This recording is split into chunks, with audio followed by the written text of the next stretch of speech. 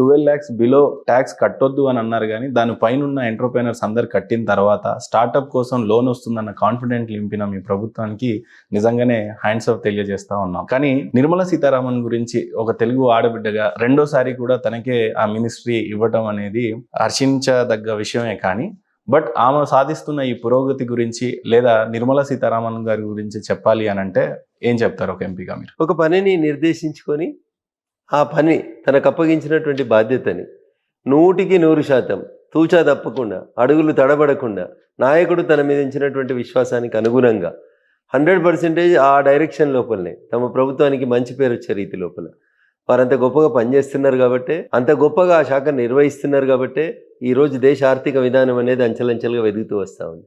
అది మోడీ గారికి వారి మీద ఉన్నటువంటి విశ్వాసం, దాన్ని వారు నిలబెట్టుకుంటున్నారు కాబట్టే అందరికంటే ఎక్కువసార్లు బడ్జెట్ ప్రవేశపెట్టినటువంటి ఒక మహిళా ఆర్థిక మంత్రిగా వారికి పేరు వచ్చింది. భవిష్యత్తులో కూడా ఖచ్చితంగా నిర్మలా సీతారామన్ గారు ప్రధానమంత్రి నరేంద్ర మోడీ గారు వారి మీద ఇచ్చిన విశ్వాసాన్ని నిలుపుకుంటారని, ఈ దేశ ఆర్థిక వ్యవస్థను, ఈ దేశాన్ని వికసిత భారత్ 2047 వైపు నడపడం లోపల వారి పాత్రని భారత ప్రజలందరూ గుర్తుంచుకునే రాపలా నిర్వహిస్తారని చెప్పి నాకు సంపూర్ణమైనటువంటి విశ్వాసం. ఎప్పుడైనా వ్యక్తిగత అనుభవం కలవటం కానీ మాట్లాడడం కానీ నిర్మలా సీతారామన్ గారి గురించి? బిఫోర్ ఎంపీ అయ్యే కంటే ముందు కూడా ఎమ్మెల్యే కూడా నేను వెళ్ళాను. ఈ రాష్ట్రానికి సంబంధించినటువంటి నిధుల విషయం లోపల కానీ, అప్పుడున్నటువంటి తెలంగాణ ప్రభుత్వం కేంద్రం నిధులు ఇస్తలని చేస్తున్నటువంటి బదనాం విషయం లోపల కానీ, మేము రూపాయి పన్ను కడితే మాకు 40 పైసలే వస్తుంది అనేటువంటి ఇట్లాంటి అసంబద్ధమైనటువంటి ఆరోపణల విషయం లోపల కానీ, అప్పటికే వారు ఆర్థిక మంత్రి గారు వారిని కలిసిన సందర్భం లోపల చాలా స్పష్టంగా గణాంకాలను వివరించి చెప్పడం జరిగింది. ఇట్లాంటి వాళ్ళు చెప్పినారు కాబట్టి మాలాంటి వాళ్ళు వచ్చి ప్రజాబాహల్యంలోకి వచ్చి వాస్తవాలు ఏందనేది ప్రజలకు చెప్పడానికి ఉపయోగపడతారు. చాలా మంది అనుకుంటారు నిర్మలా సీతారామన్ గారు సరిగా మాట్లాడారు, రిజర్వ్డ్గా ఉంటారని. వారికి వారి పని పట్ల ఉన్నటువంటి నిబద్ధత ఇతర అంశాల పట్ల, రాజకీయాలు చేయడం పట్ల ఉండదు. వారి పార్టీ వారి మీద ఇచ్చినటువంటి విశ్వాసాన్ని నిలబెట్టుకుంటూ, ప్రభుత్వం వారికి ఇచ్చినటువంటి బాధ్యతని నెరవేరుస్తూ, వచ్చినటువంటి వాళ్ళకి వారికి అర్థమయ్యే భాష లోపల చెప్పడం లోపల వారు చాలా దిట్ట. అందుకని ఆర్థిక మంత్రి అంత గొప్పగా రాణిస్తూ వస్తారు. సార్, ఇందాక మనం మాట్లాడుకున్నట్టు స్టార్టప్ ఇండియా ఎకానమీ నిజంగా ఈ రేంజ్లో పెరగడానికి గల కారణం ఏంటంటే దేశంలో ఉండే భద్రత, వాళ్ళు స్టార్ట్ చేసినటువంటి ఫ్యాక్టరీలకు ఎవరో గన్నులతో రాకుండా ఉండే అంత స్పష్టమైన సెక్యూరిటీ భారతదేశం కల్పిస్తుంది. అందుకే ఎకానమీ అంత పెరిగింది అని అంటున్నారు. ఈ రోజున చూసినట్లయితే బార్డర్ సెక్యూరిటీ కానీ, డిఫెన్స్ సిస్టమ్ కానీ, దాని గురించి సంబంధించినటువంటి బడ్జెట్స్ కానీ, లేదా గతంలో ఉన్న డిఫెన్స్ సిస్టమ్ ఎంత స్ట్రాంగ్గా ఉండింది, మీ ప్రభుత్వం వచ్చిన తర్వాత డిఫెన్స్ సిస్టమ్ ఈ రోజున ఎలా ఉంది అని అంటే ఏం చెప్తారు? ఇప్పుడు అవ్వ బువ్వ ఉడికిందా లేదంటే ఒక మెతుకుని బట్టి చెప్పేస్తే సరిపోతుంది అన్న. ఇప్పుడు నేను చెప్పితే నాది నేను బాగా ఊదుకున్నట్టు అవుతుంది. ఇప్పుడు ఆపరేషన్ సింధూర్ తర్వాత ఎప్పుడైతే 9 ఉగ్రవాద టార్గెట్లను పెట్టుకొని భారత ప్రభుత్వంపై పాకిస్తాన్ లోపలికి చొరబడి రాత్రి 1:05 మొదలుపెట్టి 1:25 ఆపరేషన్ సింధూర్ని ముగించుకొని ఏ ఆడబిడ్డల నుదిటి తిలకాన్ని అయితే తుడిచేద్దామని పాకిస్తాన్ కలగని బెదిరిద్దామనుకుందో 4 ముష్కర్లను పంపి 2 ఆడబిడ్డల్ని పంపించి వాళ్ళ శత్రు శిబిరాలను అన్నింటినీ కొట్టేసి అర్ధగంటలు వెనక్కి వచ్చిన తర్వాత వాళ్ళు రకరకాలైనటువంటి ప్రయత్నాలు చేశారు. వందల సంఖ్యలో డ్రోన్లను మన దేశంలోకి పంపాలని, మన దగ్గర ఉన్నటువంటి అనేక పీస్ఫుల్గా ఉన్నటువంటి ప్రాంతాలను డిస్టర్బ్ చేయాలని చాలా ప్రయత్నాలు చేశారు అన్న, రకరకాల ప్రయత్నాలు. సో దానికి ఇంకో పొరుగున్నటువంటి ఇంకో దుర్మార్గమైనటువంటి దేశం చైనా ఎంత వత్తాసు పలికిందో, చైనాకి వెళ్ళి మార్కెట్లోకి వస్తువులను ఎట్లా తక్కువ ధరకు అమ్ముకుంటారో అట్లాంటి డ్రోన్లనే పాకిస్తాన్కి అమ్మిండ్రు, లేదా మంచి డ్రోన్లనే అమ్మిండ్రు. కానీ ఒక్క డ్రోన్ అన్న భారత సరిహద్దు రేఖను దాటి భారతదేశంలోకి వచ్చిందా అన్న పాకిస్తాన్కి వెళ్ళి బయలుదేరిన drone? So this is the difference. మాటలకి చేతలకు మధ్య ఉన్నటువంటి తేడాన్ని మీరు దయచేసి గమనించండి. నేను 100 చెప్తా, 100 గంటలు చెప్తా మా ప్రభుత్వం గురించి, మా గురించి, మా పార్టీ గురించి, నరేంద్ర మోడీ గారి నాయకత్వం గురించి.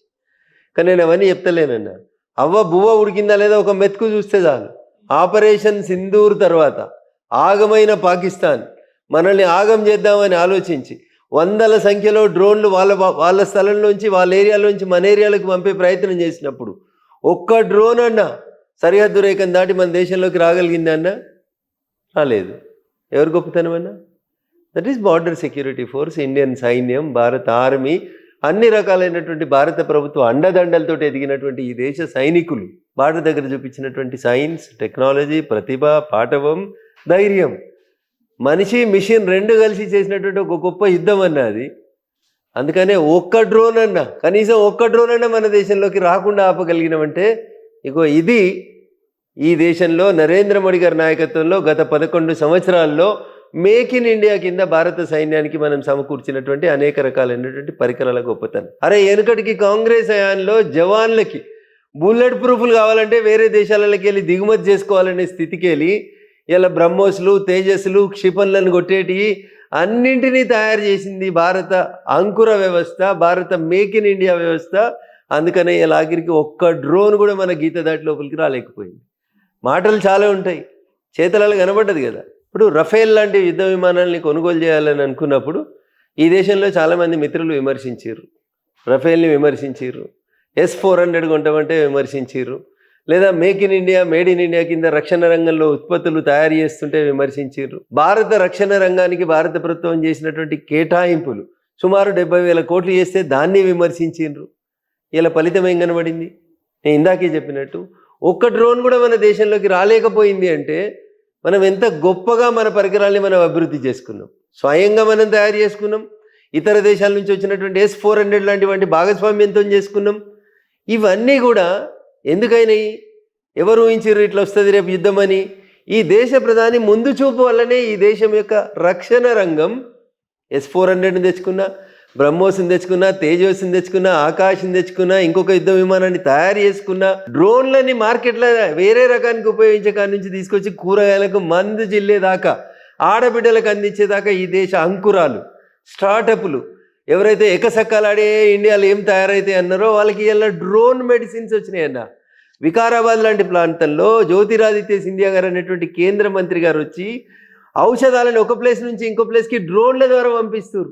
ఇప్పటికీ ఈ దేశంలో చూస్తాం, మనం ఒక ఆడబిడ్డ డెలివరీకి ఉంటే రోడ్డు లేదని, అంబులెన్స్ లేదని, కట్టెకు 4 బట్టలు కట్టి ఎత్తుకొని వచ్చేటువంటి స్థితి నుంచి అట్లాంటి ప్రాంతాలకి మెడిసిన్ పంపడానికి డ్రోన్ వ్యవస్థను ఉపయోగించేదాకా ఈ దేశం యొక్క అంకురాలు అంటే డ్రోన్ వెళ్ళి మెడిసిన్స్ ఇచ్చేస్తుంది. మీరు వికారాబాద్లో పోయిన ప్రభుత్వంలో నరేంద్ర మోడీ గారు రెండోసారి ప్రధానమంత్రిగా ఉన్నప్పుడు, నేను దుబ్బాక ఎమ్మెల్యేగా ఉన్నప్పుడు, టీఆర్ఎస్ ప్రభుత్వం ఈ రాష్ట్రంలో అధికారంలో ఉన్నప్పుడు అధికారికంగా ఈ దేశంలో వికారాబాద్ ప్రాంతంలో జ్యోతిరాదిత్య సింధియా అనేటువంటి అప్పటి సివిల్ ఏవియేషన్ మినిస్టర్ వచ్చి ప్రారంభించిపోయిన స్కీమ్.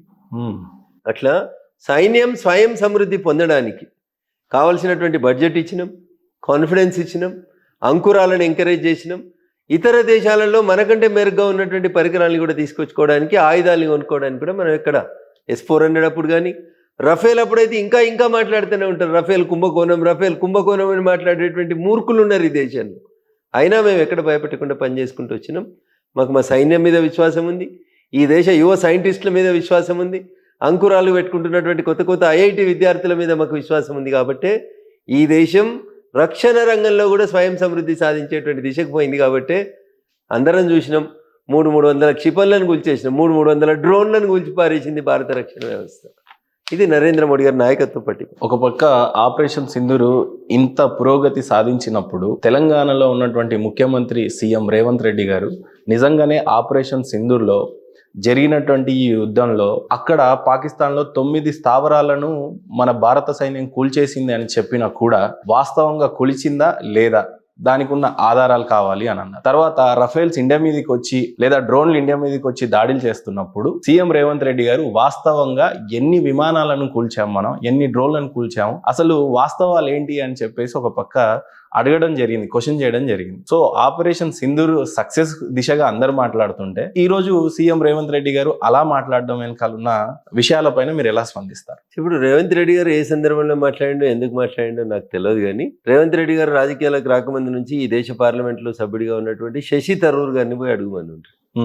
విమానాలు కూలినాయి కరెక్టా కాదా, పాకిస్తాన్కి సంబంధించినటువంటి క్షిపణులను మనం కూలగొట్టింది కరెక్టే కాదా, బీజేపీలకు సమాధానం చెప్తే ఆయనకు నచ్చకపోవచ్చు.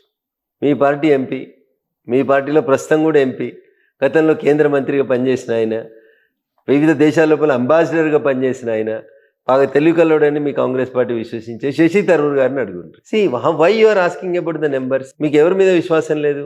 మీకు మీ మీద విశ్వాసం లేదు. మీ రాహుల్ గాంధీ గారికి మీ మీద విశ్వాసం లేదు, కాంగ్రెస్ వాళ్ళకి మీ మీద విశ్వాసం లేదు. అందరూ అట్లే ఉంటారని మీరు ఎందుకు అనుకుంటారు?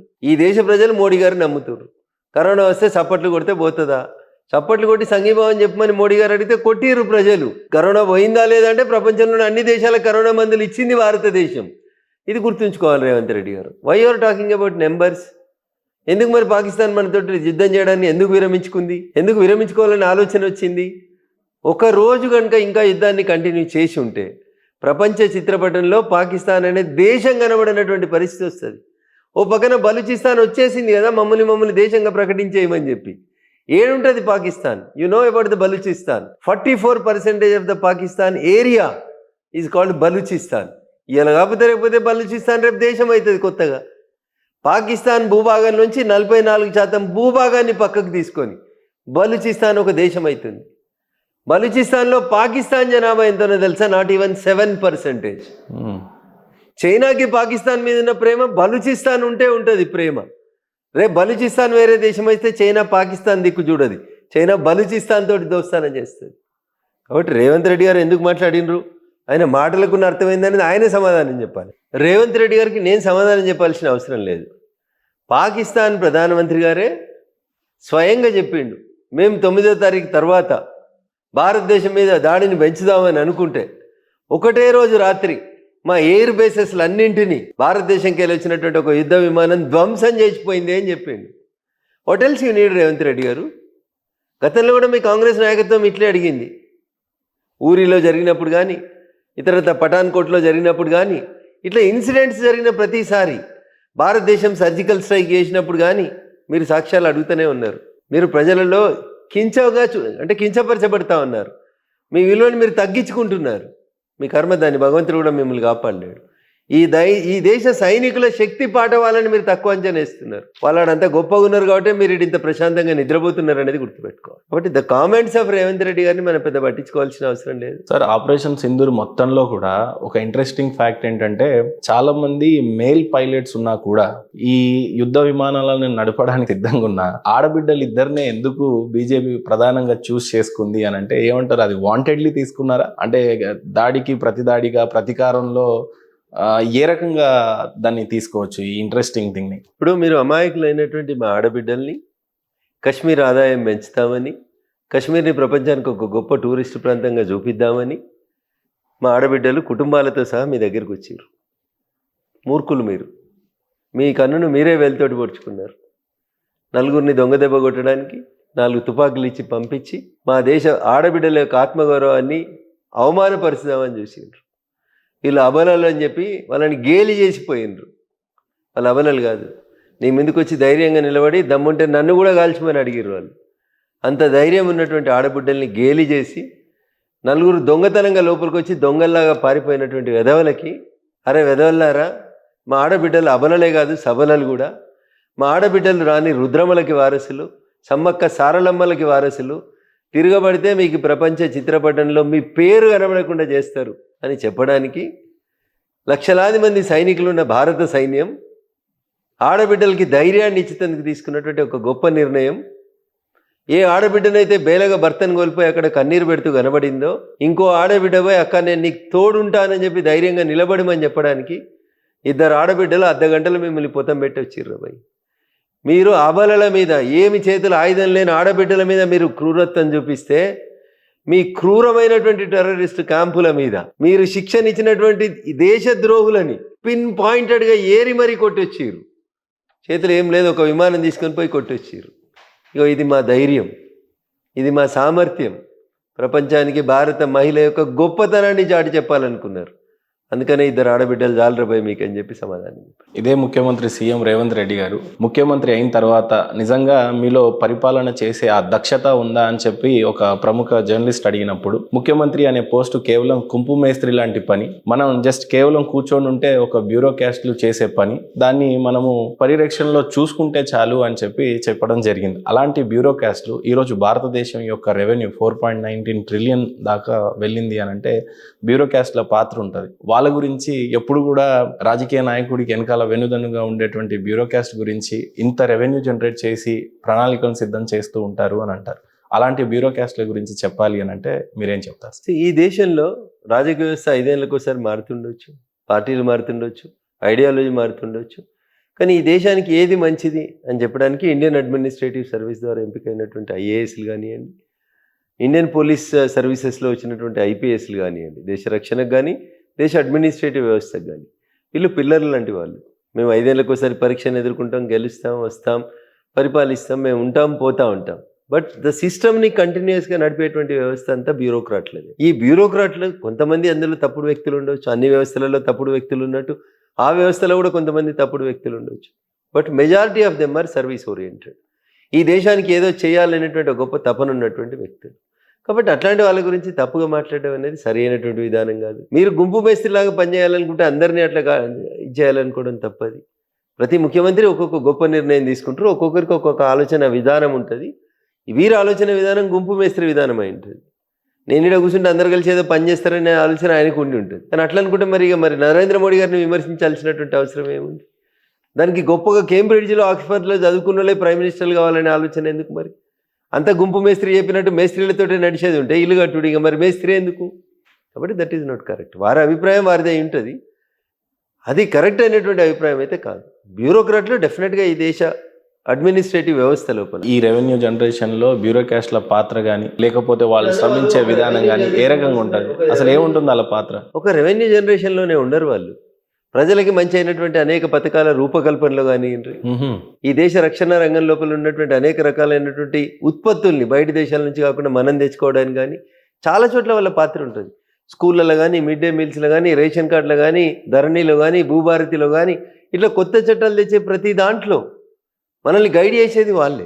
కాబట్టి అడ్మినిస్ట్రేటివ్ విభాగంలో ఉన్నటువంటి ఐఏఎస్ని, ఐపీఎస్ని, ఐఆర్ఎస్ని ఎవరికి ఉండే పాత్ర వాళ్ళు చేస్తూ ఉంటారు.